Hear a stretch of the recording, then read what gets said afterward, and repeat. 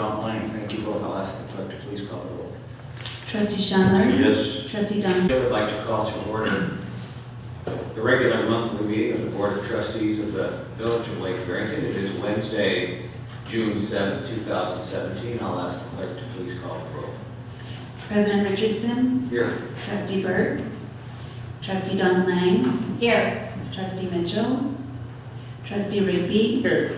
Trustee Schaller? Here. Trustee Thompson? Here. Okay. Would you all please rise and join me in the Pledge of Allegiance to our flag?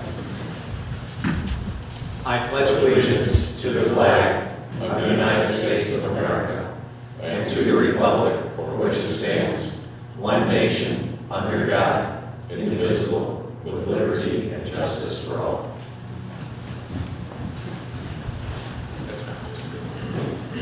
This is the only standing agenda item that I prefer even over adjournment. We will go through the minutes, and then we've got some guests in the audience, and we'll move them up under President's remarks in the time of being courteous to them in that regard. Agenda item 4 is approval of the minutes. Are there questions or edits for the clerk on any of the minutes set forth in agenda item 4? I just have a couple. I talked to the village clerk about a couple Scrivener errors. But on 7B, it says a historical marker on her property. It should be a historical marker on village property. Okay, I'll make that change.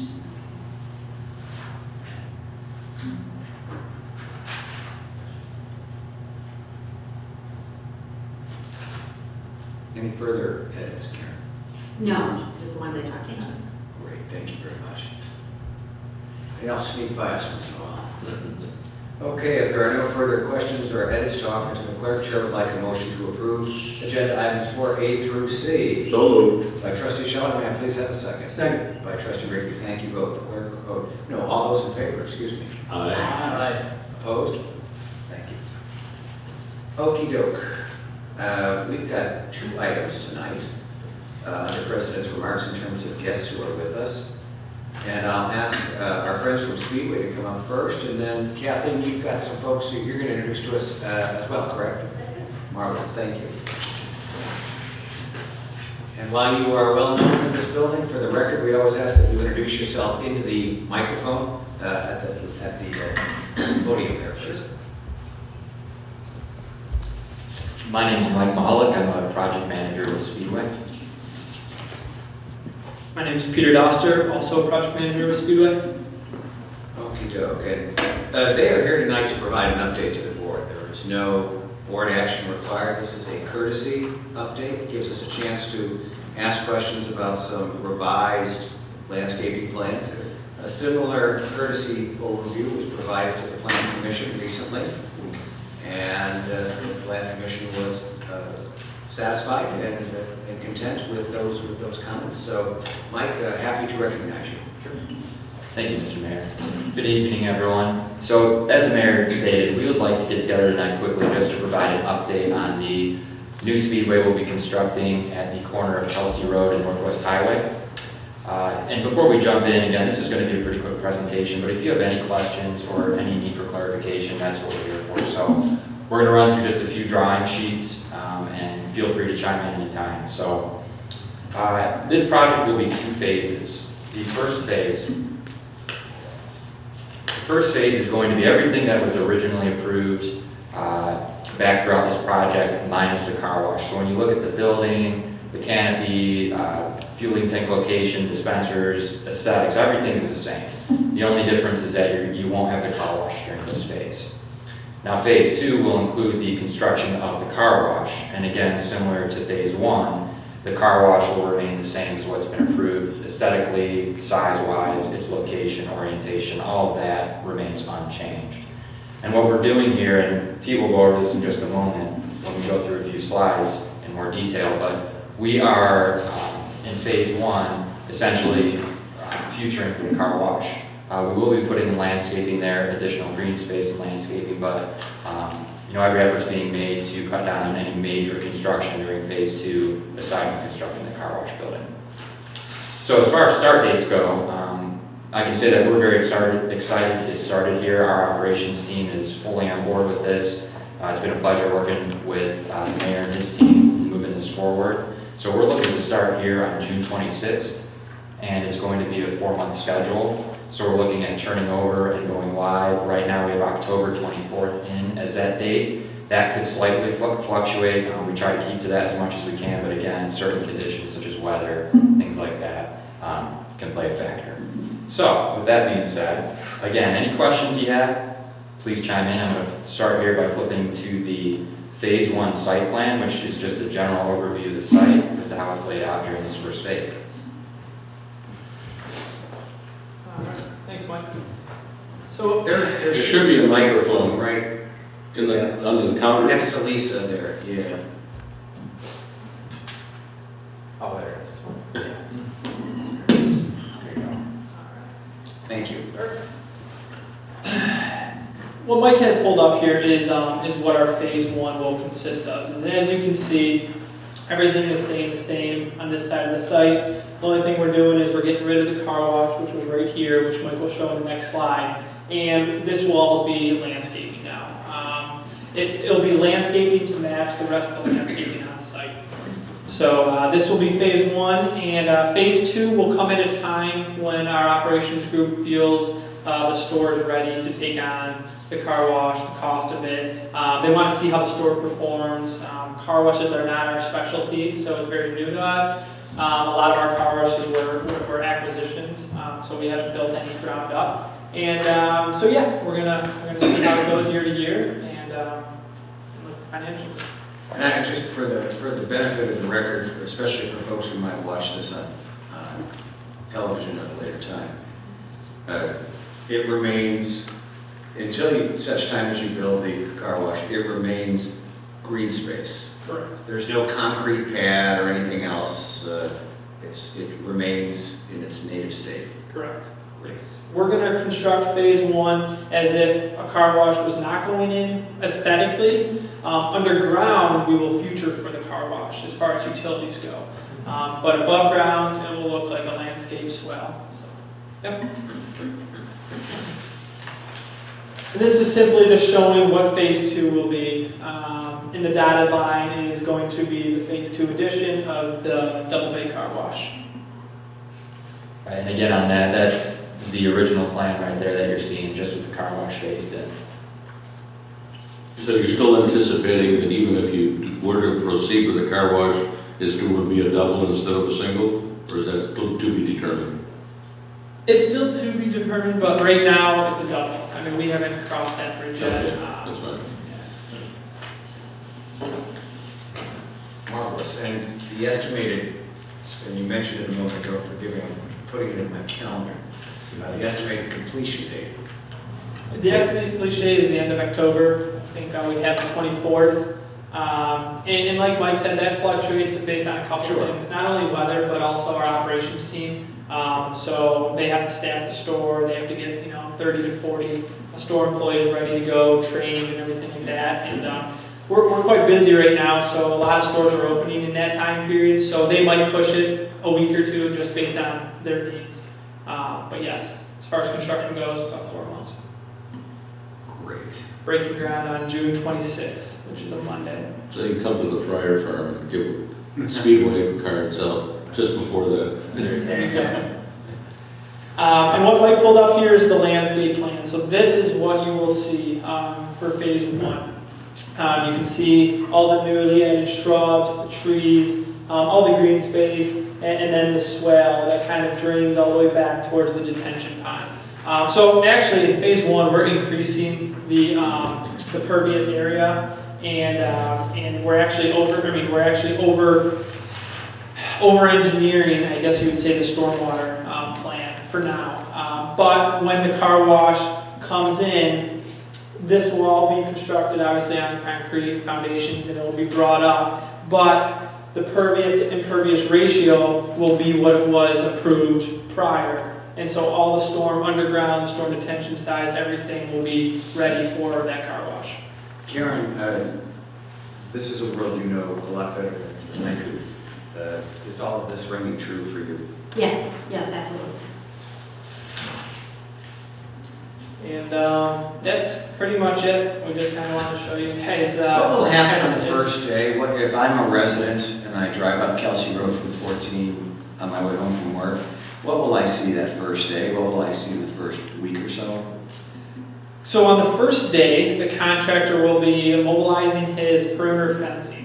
So he'll be mobilizing and setting up his perimeter fencing to kind of show the boundaries of the construction area. And at the same time, Mike or I will be putting up speedway banners, just to let everyone know what's going to be coming here. It'll be a coming soon banner, a little graphic, and what the store will offer. Is that a sign or a banner? It's a banner. Okay. So it'll be hung on the fence. There'll be two of them. We'll probably put one on Kelsey, one on Northwest Highway. If you've got a rendering of what that looks like, I'd be very interested to see it. Sure. Yeah. Yeah, we can definitely send it over. And then moving down towards the end of the week, we'll be installing our erosion control fencing. Contractors, the utility contractors, site contractors, they'll be mobilizing their equipment. And then if all goes well, by the end of the week, we'll be knocking down the building. So at the end of the week, I was wondering, that would be my question too, when will that building disappear? So Yeah. at the end of that week. That will be the first actual construction task. So once erosion control fence is up, that's number one. We have to get that inspected, and then the next thing to do is knock the building down and then start digging. So yeah. Have you done your phase one environmental already Yes. in this? Okay. Yes. So the building, do you have any problems with asbestos or anything like that you need to remove first? Yes, Mike actually had the building abated already. Okay. Yep. So we actually need that to submit for a demo permit too. Didn't want to delay the first week. Yeah, no, I had forgotten that. No, we have had some time to dot our i's and cross our t's, so I think we're ready to go. I know you have a lot of projects around the whole area, because I've seen a lot of new construction from Speedway, and you're doing a nice job, so I know I'm eager to have this thing move ahead. I Yeah, think so is the village board and the village, so sooner the better. that's right. So Peter, just to again reiterate for folks who might watch later, is some of the underground work to prepare for a subsequent potential creation of car wash will be put in, but the ground road will be repaired and rendered to a green site, or green space site subsequent to that installation, is that correct? Are you talking in the car wash area? Yeah. Yes. Yes. Thank you. Yep. Great. Please, Chair. At the Plan Commission, you had indicated that you would be putting native grasses in where the car wash building will be eventually. Is that still your plan? Yeah, so, great question. So the native grass that you're talking about is actually this white dotted area. And what we did is we just brought it outside the detention pond. The original plan just shows it in the detention pond, and we wanted to bring it out into the swale. Like we said, we don't know how long phase one is going to be until phase two is implemented. Could be a couple of years. So we wanted to make it look as nice as possible. And could kind of just go above and beyond what a normal, stormwater erosion plan would be. So. And then the rest of that part of the site towards Northwest Iowa, will that also be native grasses of a different kind? It will be. So this will be a different kind of erosion control planting. But the native grassing, if I understand you correctly, everything in the pond here has a 3-year maintenance agreement with a company called NCAP. So that is a specific maintained grass, whether it has to be burned down, cut down, but it has to be maintained for 3 years. The initial, it's going to be maintained forever, but the initial maintenance to get the native grasses going to their fullest extent, it's the 3-year maintenance and monitoring plan that Yes. NCAP is doing. NCAP is a very well-known specialist company in this kind of work, so good to hear that you guys are hiring them. Yeah. So, Peter, at the 45-degree property line there at the top, Mm-hmm. there are a number of 40-foot trees currently on that property line. Just reassure me that those are going to remain untouched and unbothered. I'll have to look at the demolition plan, but I believe they will all up to the detention pond. If they're within our property line and we have to put the pond here, obviously we're gonna have to dig down. But anything else that is just on the line or not within a paved area, yeah, we're not gonna. Mike, do you know the trees I'm talking about? I do, the existing trees, my understanding is that we're keeping those in place. We are, okay. We're protecting them during construction so that we ensure no damage Great, is incurred. thank you. Thank you for nodding so I can. Further questions for our guests? Just remember, I want to buy the first tank of gas. And we get rewards credit. That's right. Chris Mitchell already gave me my. That's right, yeah. Further questions for our guests? No, just eager to get it going and a lot of anticipation and we're just eager for Speedway to be part of the Village of Lake Barrington as you are already part of many communities in the area of the Chicago metropolitan vicinity, so. Thank you very Convenience much. stores, Speedway. Any further questions or comments that you'd like to offer? Sure, no, again, I appreciate the time tonight, everyone, and hopefully we're able to clarify some of the phase 1, phase 2 things for you. We're very excited, as you said, to get started with this and become a part of your village, so again, thanks for the time. We need a groundbreaking on the 26th, and then we'll all be there. You know, I think you guys, Ryan, you're going to come and talk about that. I think we're going to do a ribbon cutting upon completion. Oh, Because okay. I recall the Speedway preferences that you don't do groundbreakings, but you do ribbon cuttings. Oh, okay, all right, okay. Thank you for Right asking. before you buy your first tank of gas. Yeah, right, yeah. Darn right. Yeah. Darn right. Okay. All right, thank you. Gentlemen, I'd like to have Ryan McLaughlin come up too, and Mike and Peter, if you can stick around just this next part with Ryan. Ryan takes point on two functions. One relates directly to a communications plan around this because we want residents to know what's happening and so forth. Why don't you update us? I know there's been calls that you and Mr. Balling and Mr. Fabian and Trustee Burke have had not attended, so kind of catch us up there and then the larger activities that you do for us. Sure. We Thanks for are, coming out. yeah, no problem. Appreciate being here.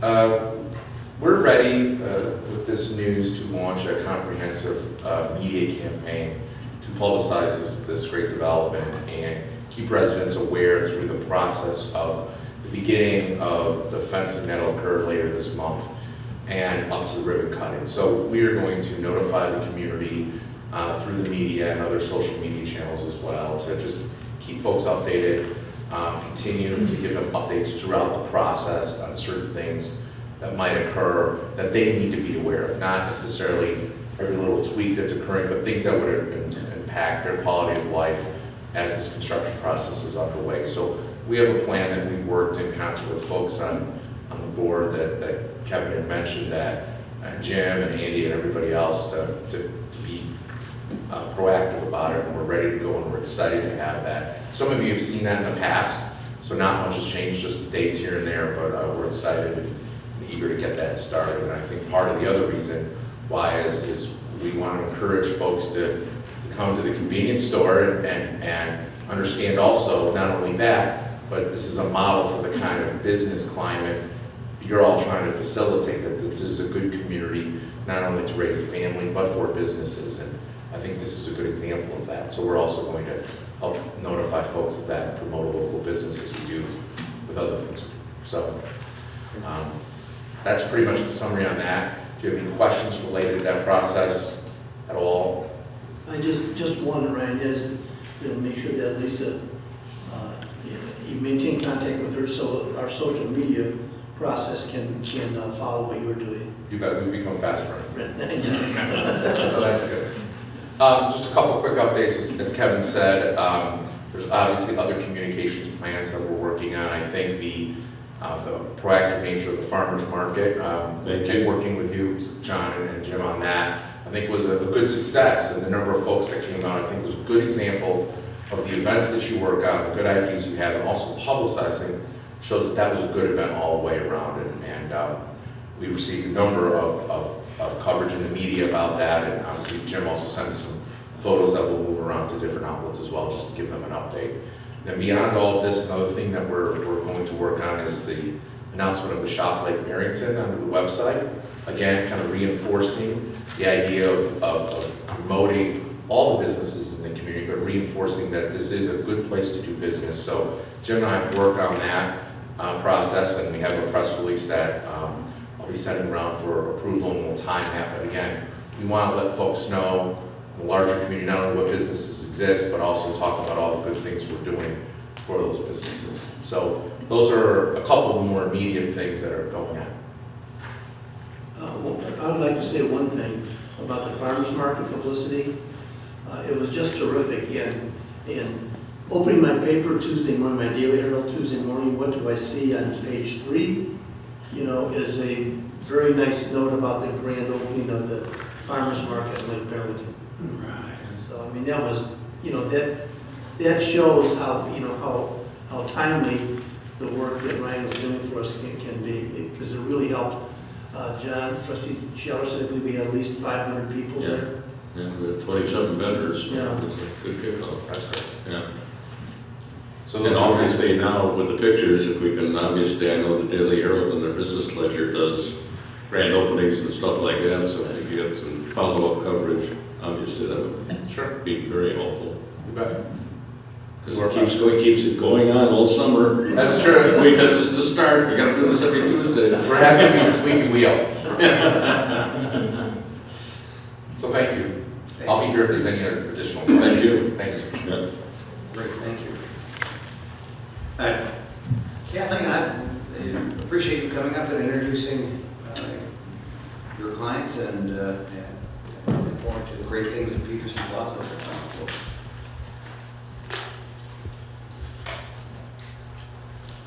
Hello, good evening. I'm Kathleen Scott. Trustee Burke could not be here, and being that this is an economic development guest this evening, that he had asked me if I would come and do the introduction, and I am more than happy to. As most of you know, Peterson Plaza went up for auction the end of April, and the closing was actually in May, and I believe the Village of Lake Barrington is very, very fortunate in that we have a new business neighbor, Mr. Alex Yelenoff, who's the purchaser of the property currently, but not for long, known as Peterson Plaza. And I will let Mr. Yelenoff tell you of his plans and his name change that I think everyone's going to be pretty excited about. I know I am. I think the village is very fortunate because Mr. Yelenoff has a background in working on large retail properties. He owns other properties with retail developments upon them. And I think he's going to do great things with this property. And it's, you know, it's an entryway to the village. It's one of the things you see when you're coming down 14, you head into Lake Barrington. And instead of seeing a slightly dated and 50% empty strip mall, it would, I think we'd all be really happy to see some of the improvements that Mr. Yelenoff has in mind. So, does anyone have any questions for me? Thank you, and thank you for joining us. Okay, and folks, without further ado, I'd like to introduce you, Mr. Alex Yelenoff. Thank you, Catherine. Welcome. Welcome. No applause necessary. So, I'm Alex Yelenoff. I'm not that great at public speaking, but I recently acquired Peterson Plaza, and I actually had a chance to meet some of the trustees, and everybody's really been great so far, so I hope that we can continue the relationship. First off, I wanted to change the name of the plaza to Lake Barrington Commons. And obviously Peterson Plaza has a kind of weird stigma from what I understand for spending some time here in the area. So I thought that Lake Barrington Commons would kind of bring a good name to the plaza. I think that, you know, maybe people that live in Lake Barrington could own this, you know, own up to it, so it'd be like that's their kind of plaza, they can go there. I compiled a couple of renderings, and you know, I just want to say that they're preliminary renderings. You know, it's nothing set in stone. I kind of wanted to show what I think the plaza could look like. Now, the materials that are, you know, on this particular rendering, it might not be those materials. You know, when I started doing this, I thought, okay, you know what, we can do this, and this. After driving around the town, after looking at some of the things, I really would like this plaza to match, let's say, maybe how Pepper Park looks, or any of those any of these things that, so we kind of have the same look. I don't want it to be completely different. And I definitely want to change, the 70s look that it currently has, and kind of get it to the more modern era, so that we can have more businesses, so that we can attract more businesses to the plaza, and obviously, generate more people to come to the plaza, which will generate, more revenues for everybody, I would imagine. So I wanted to pass these around. So kind of a quick explanation. Obviously, this is just this is the plaza with the two properties, with the two buildings that are on it. I do want to just touch base on the fact that there's about 3/4 of an acre that's vacant at this point, which is right around here. And I've spoken with a couple of trustees, and I've spoken with Kathleen, and I said, look, I definitely would like to get a land lease going there if it's possible altogether to build on that. There have been some ideas of a couple different stores coming in, perhaps maybe a smaller grocery store, more of a boutique style, something along those lines. Those are just kind of some ideas, obviously depending on if they're able to build on that, or if we're able to find anybody that would do something along those lines, So, real quick, this building, all these windows are currently obviously not here. I'm not sure if you guys, kind of know the way the plaza looks like. Some of this background I would like to make in limestone. Obviously the parking lot will be completely redone. I am missing a sign here, which I would like to put in. However, I don't have the renderings completed yet. So maybe I pass these around, you guys could take a look at those meanwhile. Obviously, I'll be working on that, closely with everybody here, and just kind of going forward to with the project. Like I said, there's new lights going up, parking lot, obviously renovations, and buildings themselves aesthetically. So that's kind of sort of the idea there. That left area on the Horseshoe Grill, isn't that where they one time asked us, they wanted to put in a volleyball court or something like that? Was that Let's what get you the left? camera pan. Yeah. Okay. Yeah, and they approached me, they approached me about that, Sean with the Horseshoe Grill. To be quite honest with you, it's kind of not in my vision. Right, I see that. Yeah.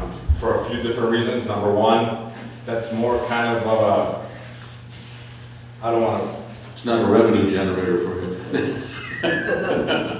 Exactly. Yes, and neither is it for you as well, right? I mean, it might be, it might bring more to the restaurant. I would imagine it would, those things generally do, but at the same time, I think that it's more of a diminishing value than the option. Seasonal too. Definitely, well, it knows around here, right? But it's definitely seasonal, but I feel that instead of it being a sandbar, and 30,000 people passing through, Northwest Highway looking at this, I think if we have the structure there or any kind of something that more of a professional, look to it, I think that would be better for everybody, And so they approached me, and those are one of those things where you don't really know if it's going to work, is it not going to work, I think that the alternative is more along the vision of Northwest Highway, and Lake Barrington, as opposed to, somewhere in, let me say, Fox Lake and, by the chain, as opposed to that. Alex, tell us a little bit about your experience and what got you interested in the property and how you've worked on projects like this perhaps in the past. Sure, no problem. I actually am in the automotive industry. I have a dealership. I used to have body shops, and I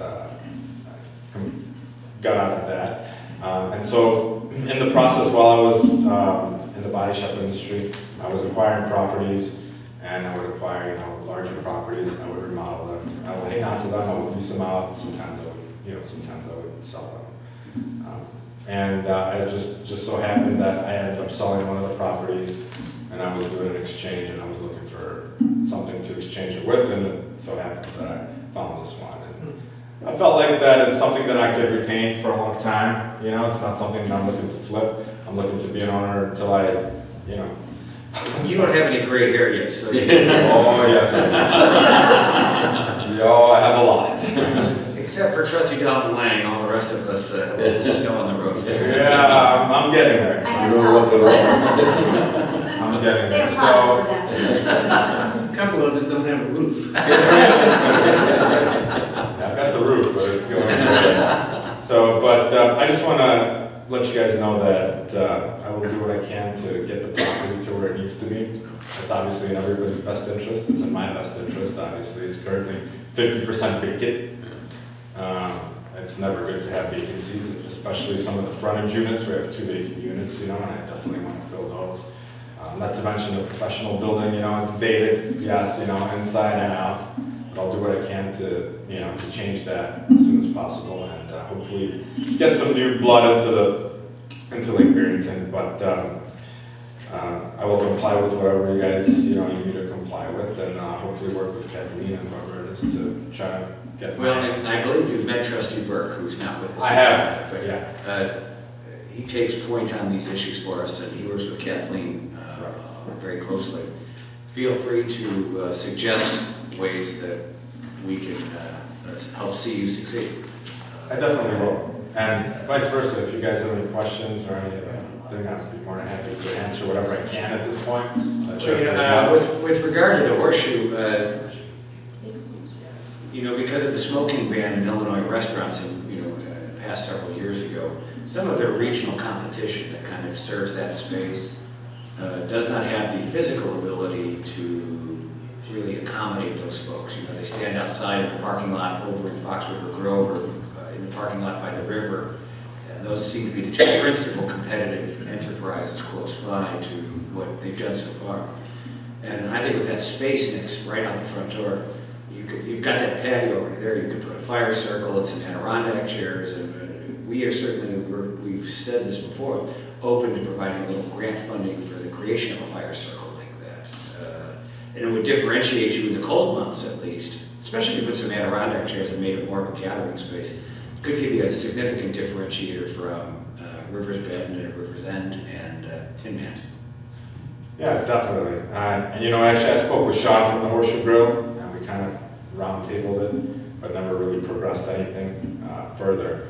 But he does have some interest in doing that, and I would be more than happy to, to kind of work with him on that as well. Obviously, it brings value to his business, which in turn, hopefully, he can be a long-term tenant there, which is always a good thing, and obviously bringing value to the aesthetic look of the property.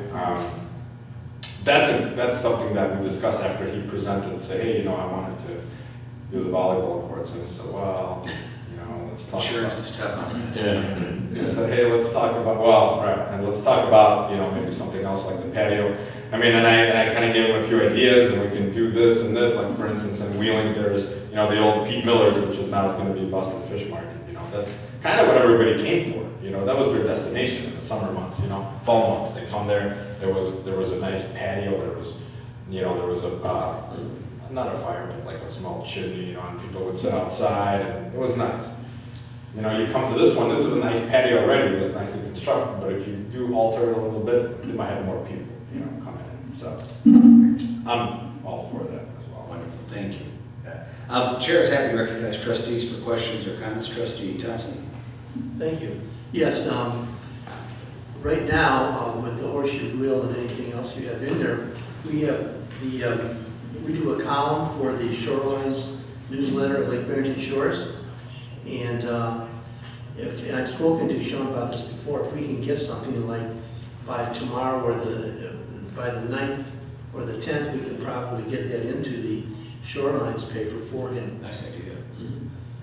And obviously we'll work with him in any way we can too. So. Yeah, definitely. I think if you approach him, he'd be more than happy to work with you guys. That's probably something that's on his end, more so than on mine. Sure. I think it's probably to his benefit. Have you reached out to him? Already? Yes, I have, yes. So, if you like, I can reiterate that to him. They'll say, Great. maybe you can do something along those lines. Trustee Schaller. Tell me about your automotive business, but where were you involved in that before? I still am. I have a dealership. It's called Elite Motors. It's in Mundelein. Oh, okay. Yeah. I had 2 body shops before as well. 3 actually. Mundelein in the city of Chicago. 2 in Mundelein actually. And 1 in the city of Chicago. So I still have that's my main source of business. That's what I do actually is the dealership. We have a pretty large dealership. I sell about 150 cars a month. So that's substantially more than some of the franchise stores that you see on some of the main roads. But I used to sell all Highline cars, and I kind of do a little you know. But I've been doing that for about 20 years now. And your strip mall thing, is this, It's just an investment, so Have you done all when I this? get fully great, it'll be a lot easier to manage than, let's say, 70 people. So, have you been involved in the previous one, just before this one, or not? in regards to strip Another, yeah, it's like. they're not so much strip mall, just larger commercial buildings. Oh, okay. Right.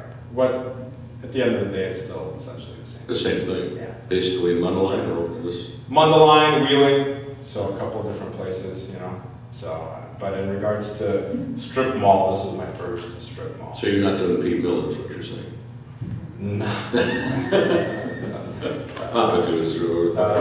They got Boston Fish Market, which is actually a really nice. Is it? Yeah, they're in Des Plaines and now they're moving. Second They're, location. they're a great fish. They're awesome. Yeah. Yeah. They're completely doing that. Well, no, we're obviously eager to have you succeed, so it makes us. Definitely, and I spoke with Kathleen, she's been a lot of help, obviously in answering some of the questions that I had and giving me some awesome ideas.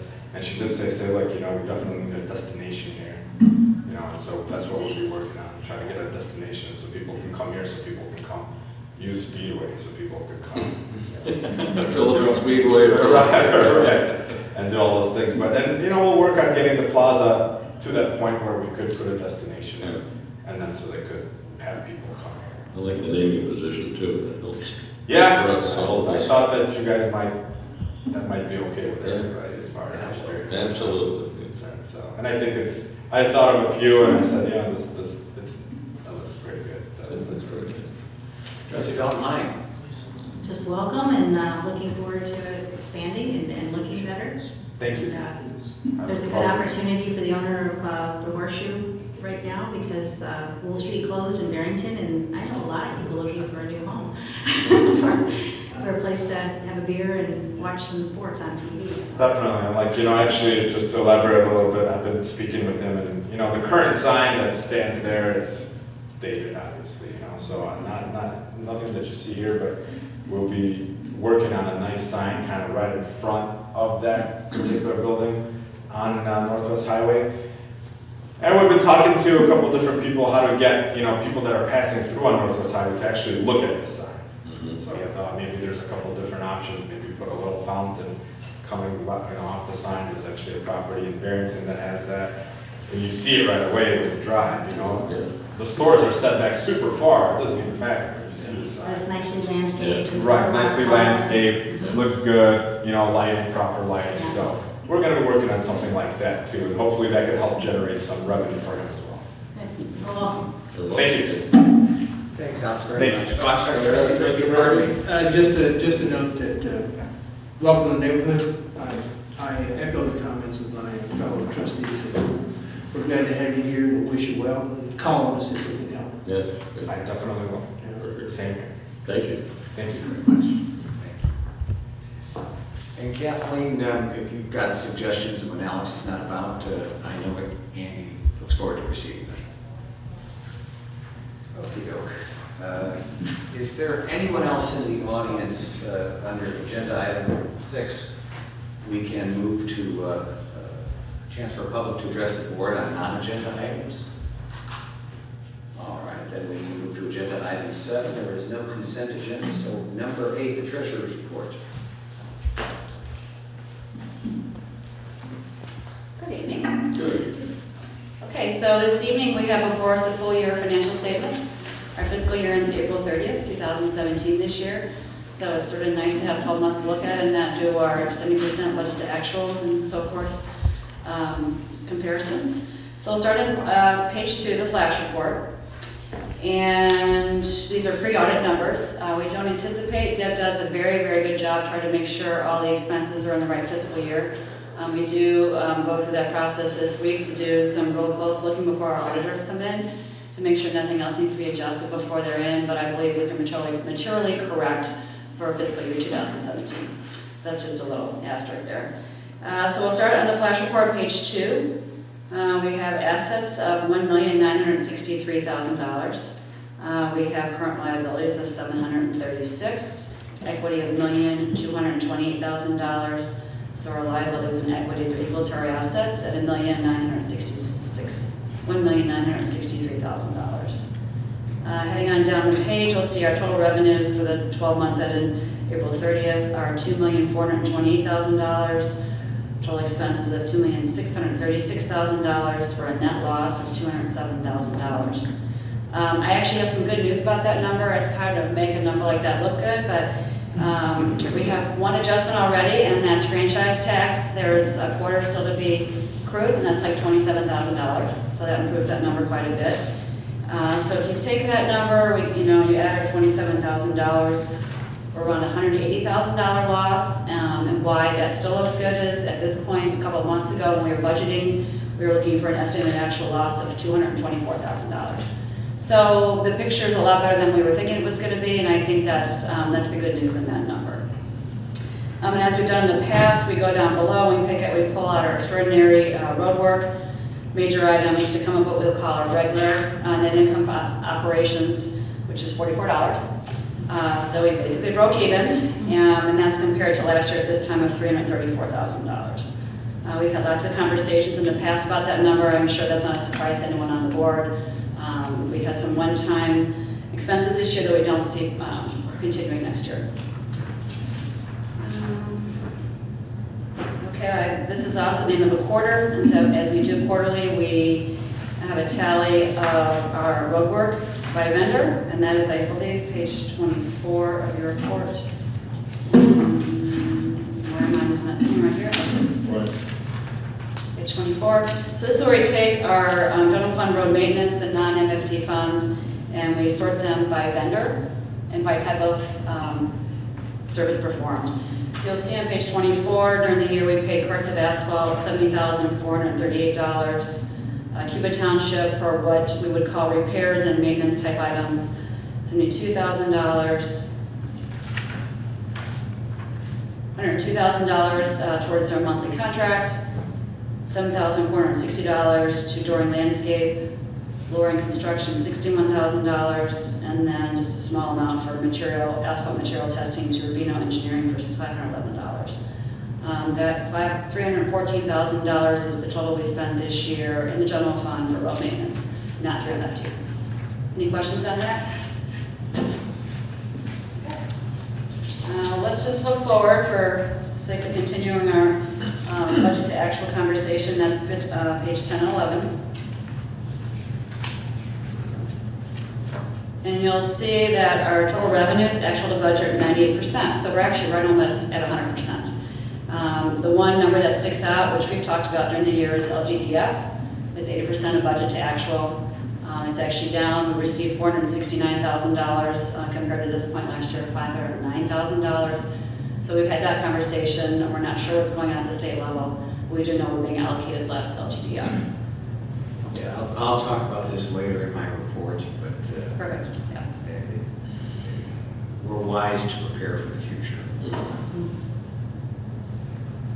Okay, and then you'll just see on page 12, total expenditures, actual to budget is $105,000. That actually is not too bad considering, we had a lot of those one-time expenses that have been pointed out before. We can go through item by item above on the budget if there's any particular questions, or I can move on. Is there any forecast, and Karen, you may have the most knowledge from your day job on this. Is there any forecast, or John, maybe the folks in LBS are projecting on the mosquito population this year? Are they expecting a real bad one? I haven't heard anything about. Isn't wet enough or warm enough yet, probably. Squirrels are out though. Okay, so if we flip forward to page 12, motor fuel tax fund. We have our sort of cash available if I take our current assets less our current liabilities of $380,000. That fund grows about $11,000 a month, and I know for fiscal year 18, we've budgeted to spend about $245,000 of that on road work. So that still leaves a healthy balance after fiscal year 18, including we'll gather $10,000 to $11,000 per month throughout the year. Any questions on the motor fuel tax fund? Most of that ain't for the Savannah for next year. That's all that. Yeah. Yeah, we're pretty pleased at this point. There's some savings from the quantity charges that were a little more favorable to us, so the numbers should be below that number when we get the final accounting of that, so it'll help us for next year as well. Okay, page 16, we have our water sewer fund. We have net current assets and net fund of $1.3 million. For fiscal year 2018, we have budgeted $371,000 for repairs and maintenance. I'll make other few other notes. We did pay the bond interest on that bond in April. That's usually due April 15th. That bond will be paid off October 2020. So during your term, Kevin, that bond will be paid off in the water sewer fund. It's about $1,665,000 left in principal payments on that bond. Any questions on the water sewer fund? Okay, page 20, we have the open space fund. In our operations account, we have $142,000 and about $44,000 in the account towards bond payments and bond interest payments. As well, in April, we paid the interest on the bond in the open space fund. As you'll note, there used to be a long-term liability open space bond due to general fund. That's been eliminated with the most recent bond payment. I'm happy to say that I'm really glad to see that's gone. Otherwise, that would be there till, I think the bond's paid off in 2036. So with that recent savings we had in the refunding, we were able to pay that due to the fund between the funds, which I think is good to do because that money was owed to general fund and no reason that they had that loan for 36 years, basically interest-free or more. So That's like all those zeros. right, and we'll reformat the statement next year, once we get rid of the comparisons because we still have a number there from, last year. So next year, as we go forward, you won't see that. So it'll be nice to clean it up. I think going on in there, we do have some, you'll see later in the agenda, there's some work being done on the septic and the well pump, I believe, At Fire Farm. thank you. Yeah, it's the water pump or the well system and the septic, two separate items. Those were not in our fiscal year budget. Those are kind of unforeseen events that have happened. What we did forecast to spend out of that fund next year was about $15,000, $5,000, excuse me, for some barn work and $10,000 for window, door, and screen work. If need be, we can put that aside probably till the following year if we're concerned about accelerating these other expenses this year. It's really the only activity in that account has been rental income, and that's about $1,650 a month. Any questions on the open space fund? Okay, and then finally, I have reviewed accounts payable. They're there for your review and are in order. I'll mention there's just one unusual invoice that you might want to take a particular note. It's not high. Computer network doctors was $4,543. That was for new computers and set up in the office. The rest of the vendors I think you're relatively familiar with. But any questions on warrant A or B?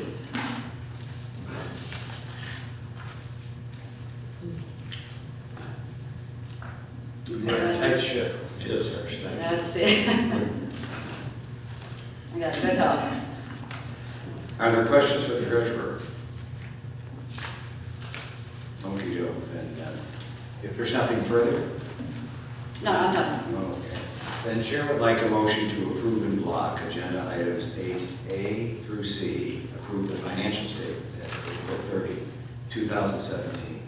Pay bills in the amount of $248,719.11 as listed on the accounts payable warrant A dated May 2nd, 2017. Pay bills in the amount of $12,775.44 as listed on the accounts payable warrant B dated May 2nd, 2017. May I have a motion to approve the block? So moved. Trustee Scheller, may I please have a second? Second. By 9, yes. Trustee Rigby? Yes. Trustee Thompson? Yes. President Richardson? Yes, thank you. Before we go further in the agenda, this is an oversight on my part from the President's remarks. I would like the clerk to introduce to the board the very capable young woman who is operating the camera. This is my daughter Gabrielle. She goes to Barrington High School. She'll be a senior this coming year. Gabrielle, come up for just a moment. Put you on the spot. I'll be the camera while you're gone. First question, Gabrielle, you'll be a senior at Barrington High School? Yes, sir. So have you done your college visit yet? You guys know where this is going, right? Not yet, we're hope to study? I am really looking into being a child life specialist and working in a hospital setting with kids and their parents and helping them cope with like long-term illnesses or surgeries that are going on. So. Wow. Is your mom a tough taskmaster at home when she is here in the village? You make your bed every morning? Yeah. Mrs. Richardson makes me do that. Well, we're delighted, and we thank you for your volunteer activity. I hope it's volunteer. Yes. You're very kind to help us out in a pinch. Anytime. If we can be of help to you as you move forward in pursuing your studies, please let us know. Thank you. Thanks for being with us. No problem. Will you be part of VHS TV too? No. No? I have a couple friends in it though. Oh, okay. Yeah. I thought you were training here to help us. Thank you. Thank you. Agenda item 9 this evening is the administrator's report. Mr. Ballin. Thank you, Mr. President. Just 2 reports this evening. The first is the annual request that we have for the use of the Village of Lake Barrington's population in the County of Lakes Urban County Qualification Commitment. This relates to the Community Development Block Grant Fund Program. We have in the past, no action is needed if we want the county to include our population base. Community like Lake Barrington is difficult to compete for CDBG funds.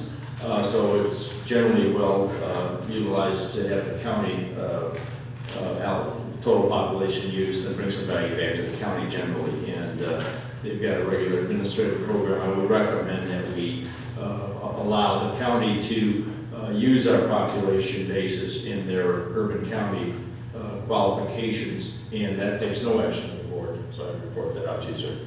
All right. Are there questions for the administrator on this? In a moment, when I do the standing committee report on external relations, I was at a mayor's conference, in fact, this morning in Albuquerque, and the president's infrastructure initiative was a big part of it, but also the efforts around community development block grants and what might happen to them. So, Karen, maybe at another time, you and I can have a conversation about, with Bill, about how we position ourselves. If we have capital projects we have to go after, block grant funding for, or other infrastructure funding. Yeah, I'm doing that in my day job. The sooner we get our shopping list together, the better off we are. That was the thing I learned this morning from the speakers. Anything else on this, Mr. Bob? I think you have another agenda. I do, sir. It is the, as you know, since early May, or I should say mid-May, we've been developing the recruitment profile for the hiring and recruitment of the permanent village administrator in Lake Barrington. And worked into. Excuse me, may I excuse myself from this conversation? Yes, I think that would be appropriate.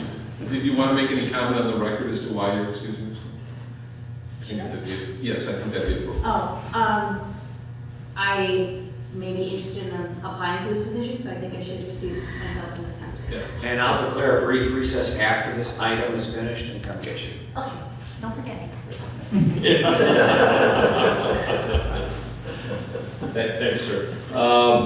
We've put together a comprehensive recruitment profile to reflect the values and qualifications that the board of trustees and the staff are most interested in the recruitment process. That has been published in a recruitment brochure, which will be advertised with the International City and County Management Association and the Illinois City and County Management Association later this week. We also have identified a calendar, a recruitment calendar, that starts this evening with the presentation and approval of the recruitment profile. And then the publication of that in regional publications, as I mentioned, later this week. The ads for recruitment will run a month. So the closing date will be July 5th. And July will be the period of time that we will screen, we being the WRB, myself and my associate consultant, will be screening consultants and identifying by groupings and skill set the most promising candidates. We will give an interim report to the village board on July 11th where we stand. And then August, we will be scheduling a series of dates to be announced, and with calendars of the village board for round 1 and round 2 interviews of the top candidates that we have identified. Notice and contract negotiation would occur and should conclude by the first or second weekend in September. And so I'd like to say boots on the ground, starting date October 2nd, 17. It's a good schedule. We feel very good about the recruitment process, and we think there's going to be some outstanding candidates coming forth for consideration. This is a good community to recruit because of its reputation, its role in regional planning, specifically BayCog, but other organizations, and its commitment to the environment. And we think those themes came through loud and clear on the profile, and we think this will yield a good pool of candidates for which the board can select. So that is recruitment profile. I think we have it set up by a motion to accept the recruitment profile as presented to you, and we'll launch the formal recruitment beginning tomorrow. Chair is happy to recognize trustees for questions and comments on this. Trustee Rigby. The only comment I have is that Mr. Bowen and his associate put this together based on interviews with all the members, all the trustees, including the president of the community. And I think having read through it, I think it's comprehensive and it answers the mail of the kind of individual we're looking for to be the next administrator. Thank you. And I want to acknowledge, and I called on Trustee Rigby first because he chairs the relevant committee here on finance administration and HR, and he has put in an awful lot of time on our behalf, and I'm very grateful for your leadership. Thank you very much for the effort. Trustee Schell. I agree. Capable hands in the direction of Trustee Rigby and Mr. Balling and his organization. I think will be very successful in the end. Appreciate it. Trustee Thompson. Yes, thank you. I would like to thank Trustee Rigby and Acting Village's Administrator Balling for the great work they're doing on this. Hate to see you go, but it'll be nice to have it. Nice to have a permanent. Yes, thank you. Bill, the only thing is on the org chart here. Yes. I'll ask you to move village attorney and village treasurer up above, because they really report to. Oh, absolutely correct, sir. Yep. President. Yep. And then the administrator. They're still the way you've got it, just move those two Yep. above in the same fashion. Actually, we will make that change. Good catch. Okay, the clerk's report, agenda item number 10. I will be Karen. Yes, thank you, thank you. We could call. Yeah, let's wait for Karen to return, thank you. No.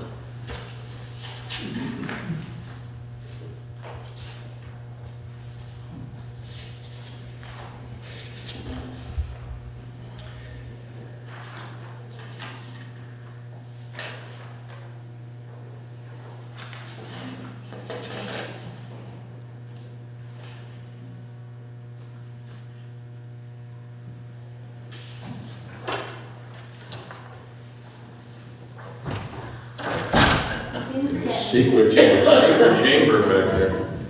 Used to do that with quiz shows, they put you in a secret chamber. Thank you. We are on agenda item number 10, the clerk's report, if you would please. The annual barn stomp, we chose a date of October 17th for this year, so you can mark your calendars for that great event. It will have a similar menu and activities as we've had in the past, no big changes. I think everyone liked it, the way it's been planned. Same band, same caterer, and that. We're hoping to get some more volunteers this year to help with prep and activities and cleanup, specifically for parking the cars. So if anyone's interested or knows anyone. I'm there at what Monday again. Is it the 14th or the 17th? 17th. 17th. It's the 14th. Oh, is it the 14th? It's the 14th. Oh, I'm sorry. You have it right in the agenda. Yeah. You're correct on the agenda. Oh, I have it wrong on my, 14th, October 14th. Thank you. Are there any questions about the barn stomp for the clerk? Okay, thank you. We can move to the standing committee reports, agenda item 11A, roads and infrastructure. Trustee Dalton Lang. Sure, the contractor's finishing up the Savannah project. They're doing shoulder work today. Looks like they've got the paint striping down, and they're just finishing everything to clean up, so it's looking really good. Our village engineer, Jim Perry, and myself, talking about prioritizing drainage issues and complaints, so we're working through that, and that's ongoing. And next month, I'll be bringing forward a proposal or draft language from Attorney Bateman for the Forest Preserve agreement for allowing bikes on our trails within Lake Barrington if we so choose to adopt that. That's it. Well, thank you. Questions for Trustee Valentine? Okey-doke. 11B, Trustee Thompson, Yes, Communications and Community Relations. Thank you. So, I'd like to announce that Shop Lake Barrington, which is a compilation of the village businesses, will be up on the website by June 30th. Thank Debbie and Lisa for the great work they've done in putting this together. And there will be some stragglers who will be coming on later. The veterans of Lake Barrington Shores want to invite all village residents and staff to their Military Speakers Bureau event on Wednesday evening, June 21st at 7 p.m. Navy Vice Admiral retired Ann Rondow, currently president of DuPage College, will speak on the topic, the history of women in the military. And the veterans are very excited about this because this will be a wonderful opportunity to hear more about the great women who serve our country. And that's all I have. Thank you. Thank you. And after we finish the reports, I'm going to walk over and hook up to the LCD projector on the related issues and committees for the coming two-year term of the board. 11C, Economic Development. Trustee Burke is not here, but we heard from Speedway and from the new Lake Barrington Commons ownership, so I'm delighted with both, and we look forward to continued good success in both. External Relations, I just got back from the Mayor's Conference, and there's a delegation of mayors going to the White House tomorrow to talk about the infrastructure things. The real pressure is going to, the real advocacy is going to be, don't give it to the governors, give it to the cities. And the governors want it for them, so they can control it, and I understand that. And the mayors want it for us, so that we can control it. So it's the right message, but one of the things that the speakers were saying this morning on the panel was get your shopping list in good shape now. And I've put a few markers in just at the staff level with Senator Durbin's folks and with Congressman Roscoe's folks, just to say that we probably will have some recommendations and some requests. So Karen, I'll huddle with you on that on the side. The other thing in external relations is I appreciate very much Ryan McLaughlin coming out tonight and giving us an update on this, because I think as we look to reconfigure this, and I want to thank Trustee Thompson for some good advice here, I'm going to propose in a moment here that we, as we reconfigure the committees, that we put a new committee called Branding and External Relations, led by me, and then I will work primarily with Jim and with Andy in their respective areas going forward. I thought that was a great suggestion. Thank you. And I've got some slides to show people to illustrate it here in just a moment. 11E is Finance, HR, and Administration. Trustee Rigby. Thank you, Mr. President. I think we've covered almost all the topics in our various conversations we've had tonight. But I do want to thank Gabrielle for coming in again on a volunteer basis. Bill Ball and I put our head together today to try to come up with a solution. And we had to get the lawyer involved. He told us we were about to go to jail, so that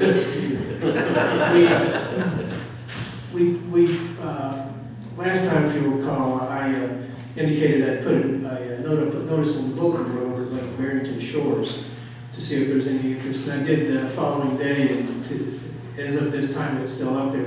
I received no phone calls at all. Jim, we tried to put it in the shorelines, but I guess it didn't show up. Yeah, I was looking this morning, and I don't know why that didn't appear. I noticed it when I got it last week that it didn't appear, so. Well, I'm going to talk to Jamie about that, and also make sure that it, because I had asked her to put it in separately from the normal, program we put in there. So I don't know, but I'm going to speak to her about it tomorrow, and we'll see what we can do about maybe she's got some email. suggestions about rewriting it, rewording it. I mean, more than happy to Sure. do that too. But I'm gonna also ask her if she can email that out to the residents. Yeah, if we're gonna do that, let's get together and rewrite it. Oh, sure, but first let me get, you know. Yeah, that'd be a good idea, thanks. And if any of our trustees have any other suggestions, Is it on our website? I I don't know if it is. I don't think it is. Yeah. No, it's not. Yeah, we can add that. We should put it on the website. It's not my fault, I'm sorry. That's all I have, Mr. President. Thank you very, very much. 11G is Public Safety and Gated Communities, trustee Sheldon. Well, number one, I want to thank both the Lake County Sheriff's Department, the Barrington Countryside Fire Protection District, and the Wakanda Fire Department. They all were participants yesterday in the kickoff for the farmers market up at the marketplace. Robin was there, Jeff Reeves was there, Lieutenant Thompson was there, Chief Pryor from the Barrington Countryside Fire Protection District, and some people from Wakanda. So they really helped us make it a big event. Obviously, Trustee Thompson and Trustee Burke was there. Not here tonight, but he was there yesterday. They helped us cut the ribbon and kick off the event. So we thank you for your participation. And I think I asked Robert before if there's anything from the Lake County Sheriff's Department. They're busy tonight, but I guess everything else is under control. I'm passing around my iPad, has a photo of the. We're putting that on the website, I go, right? And sending it to the Daily Herald. I have a nice picture of Robin and Chip Reeves and Lieutenant Thompson that I sent to them this morning. Oh, yeah? I took last night. no. Yeah, right, yes, I did. I'm very picky when it comes to pictures. I hate how I look in pictures. I'm sure I won't like it, but if you like it. Was she in the car? No, they're all on the pretty good. I was just gonna say with the nice weather and stuff, we, of course, you know, the drivers are all out, everybody's all driving crazy because it's nice out, so we get a lot more accidents. I had 3 accidents yesterday, and I was taking them for our District 3 cars in the area as well, because they were just, everybody was smashing into each other. But, I think what my Sergeant Briggs had to leave, but he wanted to just make sure that you guys knew that, because of the summertime, and because it's such nice weather, that we do a lot more traffic, especially at 14, 12, and 59, and we write more tickets with seatbelts and speeding and things of that nature, so. But there's nothing else that's really been going on, and it's been pretty quiet. So everything's been good. Yeah. We appreciate everything. Sure. Don't stay out the sun too long. My pale voice in. The Barrington Countryside, I did go to their meeting, and Keith Hansen is re-elected president of the Barrington Countryside Fire Protection District. Marvin Hill is treasurer, and you might recall Paul Struck, who was a former trustee with the village, is also on their board. And things are under control there. As I said, they did participate yesterday, and we're trying to work on a touch and truck event perhaps in July, in which the fire department, both from Wakanda and the Barrington Countryside, would participate in that. They have been cooperating with the village on the Savannah Road work, and we're concerned about what's going on there. I finally made it to a Wakanda Fire District meeting. Been promising to do that for a long time, and I finally made it there on a big day when they promoted someone to deputy chief and the lieutenant. They cleaned out all the equipment from the station. It was all out in the street. They had chairs, and it was quite a big event. But I did, Chief Mike Wall is obviously real good, and half of our village is involved with Wakanda, and the president of their district board. I introduced myself to most of their board. Bill Hogan, who I think at one time was mayor of Wakanda, is now the president of that, works at Good Shepherd Hospital. So we'll be involved in that on a regular basis going up to Wakanda. As far as gated communities, Taylor Morris, you might have heard, they've been proud and recognized as America's most trusted home builder 2 years in a row. And that's happening with Tallgrass in Lake Barrington Shores, so they're eager to be involved. Kathleen Schwan, who is community sales manager, said they're having great interest in the community. 2 foundations and ground lots 61 and 68. Anticipate getting a permit for lot 44 in the coming week. We'll be getting digging when that's in hand. Capitalizing on great weather. Look forward to delivering several homes in 2017. So that's obviously tall grass has been sitting there kind of stagnant for a long time. It looks like that's finally moving ahead positively. As far as the enclave, remaining HOA board meetings, June 13th, September 12th is their annual meeting, December 12th is another one. They still have 5 lots remaining to be sold. They recently closed lot 1. That home will be constructed by Kinsey. Under construction are homes in lot 29, which is a model home that's completed. Lot 14, interior and exterior finish work underway. Lot 18, digging for foundation. So they're obviously Enclave is moving towards a nice completion. And I think those permits are about $20,000 a piece. So that's been nice for our revenue as well. So Andy Keener, who's Vice President, Director of Project Sales and Leasing, I always say if you want to come to our meeting, you're certainly welcome, both they and Tallgrass, to be part of what we're doing. And as far as LBS, we did have our annual meeting last night, thanks to the village for shifting this meeting to tonight. John Hathaway was re-elected president of the HOA for Lake Barrington Shores. As Trustee Thompson has pointed out, they had over 500 for the Veterans Memorial Day, in which a former trustee's brother, David Rackwell's brother, Colonel Rackwell, was the paid speaker.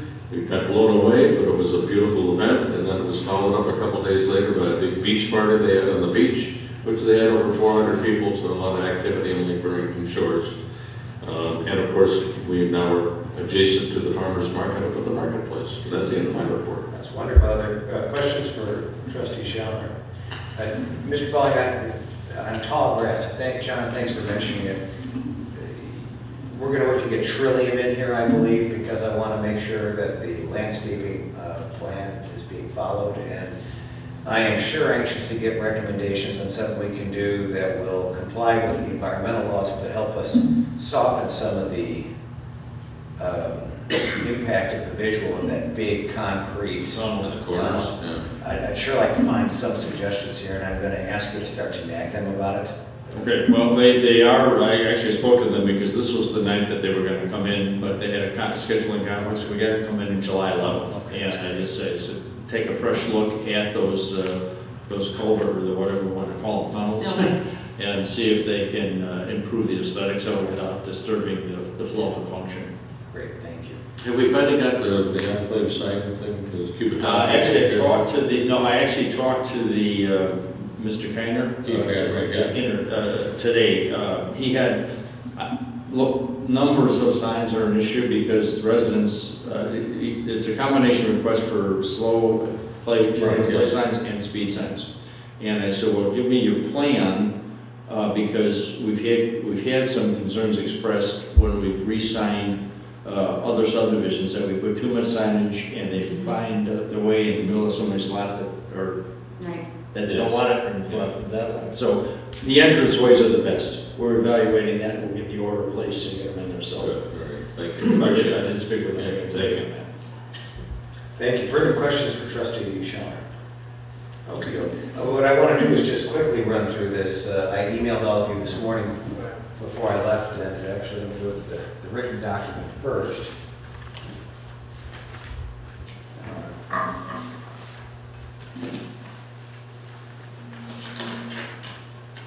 There we go.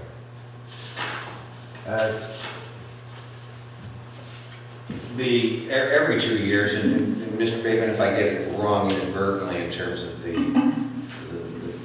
details, please correct me, but every 2 years, the board has the opportunity to reconfigure and establish a set of committees to conduct its business on behalf of the public. And we've learned an awful lot for 2 years. I think we've crammed 5 years of experience into 2 years, and it's been very helpful, not always easy, but certainly very helpful. So as I began to really look about the emerging needs, I began to look at these committees, and actually I'll go back to the PowerPoint first because it's relevant to this.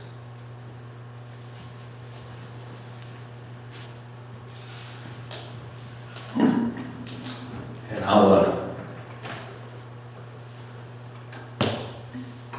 we dodged, as municipalities in Illinois, we dodged a bullet again on local government distributed fund.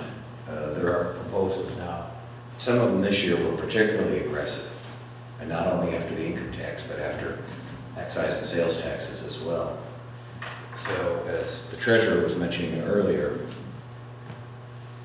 we know this is coming. So we're either ready for it or we're not. And the reason I'm so passionate about the sales tax generating activities at the marketplace and in the business park, it's why I was so glad that Kathleen brought her client up, is we're not going to get run over by this bus. We're going to be ready for it. The gridlock in Springfield, I have no intention of making an editorial here. It just is what it is. This is going to continue, and what we've seen again this year, and Ryan, if you've got experience from your work down there separately, just feel free to jump in on this conversation. What gets under my fingernails is there is a number of legislative attempts, and frankly, I feel better going to the mayor's conference because I found out they did this in other states too. It's not just Illinois, where legislators at the state level seek to micromanage the operations of municipalities in any number of ways: borrowing authority, taxing authority, transportation, a variety of things. That's going to continue here. In fact, I would argue that in light of the gridlock relative to state matters, this is going to be something that they're going to focus on more and more, because there might be a feeling that they can affect something there that they can't at the state level on the state's problems. We have real challenges in this state as to our business climate. I don't see that getting better. Hope it doesn't get worse. An awful lot of companies certainly feel motivation to consider relocating out of the state. Governor Walker, well, both Wisconsin and Indiana have very aggressive programs to recruit Illinois businesses. On the Indiana Tollway, there is a billboard that says, "Are you Illinois enough to move to Indiana?" And I don't see that getting better. So one of the challenges municipalities have, especially those of us who are within reasonable driving distance of a border, either Indiana or Wisconsin has, is our local business climate has to overcome the drag placed on businesses by the state. Some of our neighbors see these trends too. Barrington's created a full-time communications and event department. Ryan does this part-time for us. Barrington's paying 6 figures to a salaried person to drive this process. Fox River Grove is going to have a $250 million development program. So others around us who seek to take opportunities and bring them to their communities are certainly taking the proactive steps that we want to start to take, that we've begun taking, and that we want to continue to take.